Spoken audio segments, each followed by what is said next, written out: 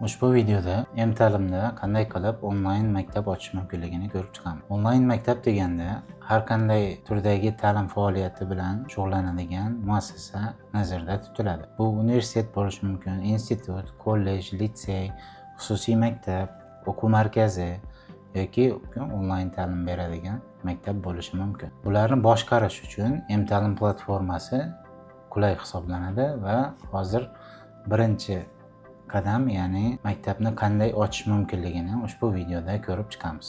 Tizimga kirgandan keyin mana shu boshqaruv panelini ko'rishingiz mumkin. Bu yerda mana mening maktabim qismida siz hali maktab yaratmagansiz degan yozuv turibdi. Maktabni yaratish tugmasini bosamiz. Bu yerda maktabni barcha ma'lumotlarni kiritish kerak bo'ladi. Maktab nomidan boshlaymiz. Men demo uchun Aliyev maktabi deb nomlayman. Maktab ixtisosligi bo'lsin til o'rganish, grammatika va IELTS bo'lsin. Maktab turini tanlaymiz. Bu bizda bo'lsin onlayn maktab bo'lsin. Ta'lim turi onlayn, offlayn yoki gibrid formatda bo'lishi mumkin. Buni tanlaymiz. Men onlayn tanlayman. Sinf nomi. Bizda sinflar qanaqa nomlanadi? Bilasiz, o'rta maktabda bu sinf deb nomlanadi. Xususiy maktablarda bo'lsa guruh deb nomlanishi mumkin. Men bu yerda guruhni tanlayman. Keyingisi maktab logosini eklaymiz. Oldindan tayyorlab qo'ygan bo'lasiz va logoni tanlaymiz. Va kerakli qismni kesib olib, buni saqlaymiz. Va ikkinchisi maktab bannerini eklaymiz. Banner rasm. Buni ham kerakli sohasini kesib olib yuklaymiz. Keyingisi telefon. Telefon nomeri yoziladi va elektron pochta. Bu siz boshqalar qaysi email bilan siz bilan bog'lanishini istasangiz o'sha emailni ko'rsatish mumkin. Facebook va Instagram sahifalari agar mavjud bo'lsa, ular yoziladi. Hozircha mana Aliyev maktabi deb qo'yaman. Telegram ham xuddi shu manzilda bo'lsin. Va manzilni kiritamiz. Bu yerda agar o'quv markazi yoki maktab joylashgan manzil bor bo'ladigan bo'lsa, u yoziladi. Misol uchun Navoiy ko'chasi 15 misol uchun. Bizda hozir bu onlayn maktab bo'lgani uchun onlayn ta'lim deb yozaman. Maktab haqida. Maktab haqida qisqa ma'lumot berishimiz kerak. Va bu yerga biz oldindan tayyorlab qo'ygan matnimizni joylashtiramiz. Mana joylashtirdik va shartlarni qabul qilamiz, yuborishni bosamiz. Birpas kutamiz.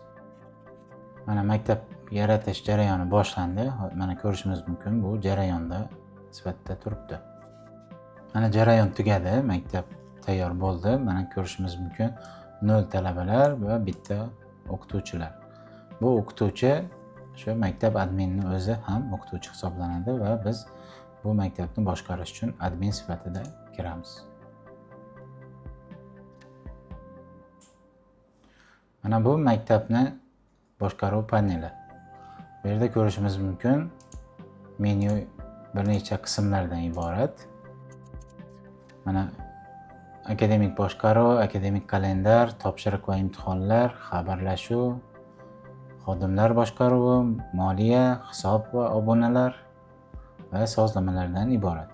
Biz birinchi navbatda akademik boshqaruvda tuzilma sozlamalarga kiramiz. Ya'ni maktabdagi bazaviy ma'lumotlarni kiritishimiz kerak bo'ladi. Bularga nimalar kiradi? Birinchisi ta'lim tili. Ta'lim tilini ochamiz va bu yerda maktab qaysi tilda dars berishini ko'rsatish kerak bo'ladi. Buni yozamiz o'zbek tili. Va ikkinchisi bo'lsin English bo'lsin. Buni English yoki ingliz tili farqi yo'q, qaysi tilda yozishni istasangiz yozaverasiz. Shunaqa qilib nechta tilda dars berilsa hammasini kiritish mumkin. Guruh turi. Bizda guruh turlari ikki xilga bo'linadi: asosiy guruh va qo'shimcha guruhlar. Asosiy guruh bu barcha talabalar o'qiydigan guruhlar va qo'shimcha guruh bular bo'lishi mumkin. Qo'shimcha darslar yoki vaqtinchalik tashkil qilingan guruhlar bo'lishi mumkin. Mana biz bu yoqqa guruh deb yozamiz. Bu asosiy bo'ladi bizda. Guruh turi bitta bo'ladi bizda hozircha. Agar sizda kurs bo'ladigan bo'lsa, to'garak bo'ladigan bo'lsa, uni kiritib buni qo'shimcha guruh sifatida qo'shishingiz mumkin. Keyingisi semestr. Semestrni kiritishdan oldin biz o'quv yilini to'g'rilab olishimiz kerak. Mana maktab yaratilgan paytda, shu qaysi yilda yaratilgan bo'lsa, o'sha yilni hozirgi yil sifatida ko'rsatadi. O'quv yili bo'limiga kirganimizda esa buni to'g'rilashimiz mumkin.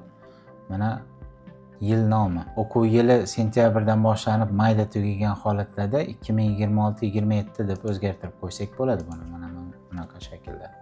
Agar xususiy maktab bo'ladigan bo'lsa, o'quv markazi bo'ladigan bo'lsa, buni yilni boshidan yilni oxirigacha qilib belgilashimiz mumkin. Bu tamomila ixtiyoriy narsa. Biz hozir shundoq qoldiramiz. Va semestr qismida biz buni 2 semestrga bo'lamiz. Birinchi yarim yillik, birinchi bu boshlanadi yanvardan iyun oxirigacha. Keyingisi bo'lsin bu ikkinchi. Bu boshlanadi iyulning birinchisidan yilning oxirigacha. Mana ko'rishingiz mumkin, bu hozirgi avgust oyi mana shu ikkinchi yarim yillikka to'g'ri kelgani uchun buni hozirgisi H deb belgilanib chiqdi. Keyingisi ta'lim bosqichi.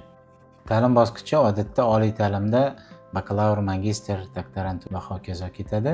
O'rta ta'limda bu faqat o'rta deb nomlanadi. Bizda xususiy ta'lim bo'lgani uchun faqat o'rta deb kiritib qo'yamiz. O'rta ta'lim. Ta'lim shakli bizda oliy ta'limda kunduzgi, kechki, sirtqi shaklda bo'ladi. Bizda bu bo'lsin onlayn bo'lsin. Bu maktab turiga qarab tanlanib, ixtiyoriy shaklda nom berilishi mumkin bo'lgan narsa. Ta'lim yo'nalishi bu qanaqa bo'limlardan iborat? Qaysi yo'nalishlarda sizni maktabingiz ta'lim beradi? Maktab yaratilganda asosiy yo'nalishni general shaklida beradi. Bu yerda biz buni asosiy yo'nalishimiz ingliz tili qilib o'zgartiramiz. Va yana boshqa yo'nalishlar bo'ladigan bo'lsa, bu yoqqa kiritishimiz mumkin. Deylik, ingliz tili asosiy yo'nalish, yana qo'shimcha matematikadan ham o'qitadigan bo'lsak, yana kiritamiz. Deylik, SAT bor bo'ladigan bo'lsa, uni ham kiritamiz. Ya'ni bu qaysi yo'nalishlarda biz dars berishimiz haqida. Smena.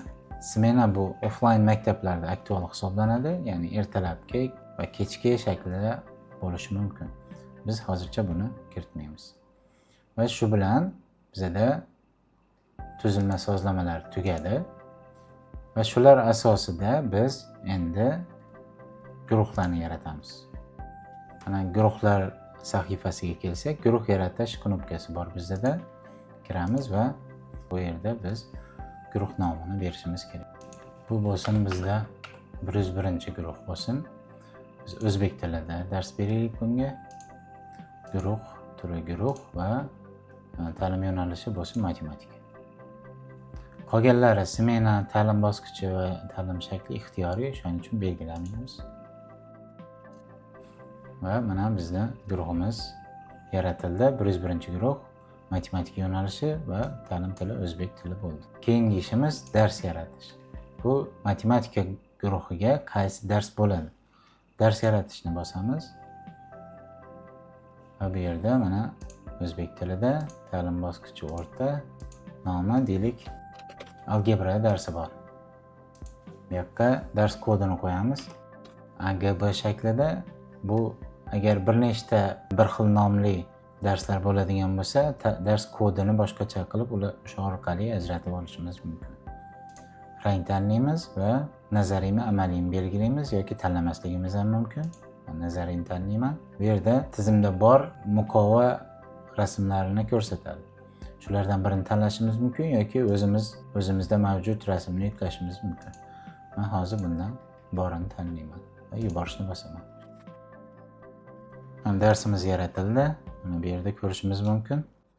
Mana algebra darsi yaratildi. Endi keyingi ishimiz darsni guruhga qo'shish. Hozirgi yaratilgan guruhga, mana shu 101 guruhga biza hozir dars qo'shishimiz kerak. Dars qo'shganda mana ikkinchi yarim yillik algebra darsi bor. Buni qo'shamiz va yuborishni bosamiz. Va dars qo'shildi. Mana shu ikkinchi yarim yillikka algebra nazariy darsi qo'shildi. Keyingi ishimiz mana shu guruhga algebra darsini o'tadigan o'qituvchi qo'shishimiz kerak. Mana bizada endi o'qituvchilar bo'limiga o'tamiz. Bizada hozir bitta o'qituvchi bor.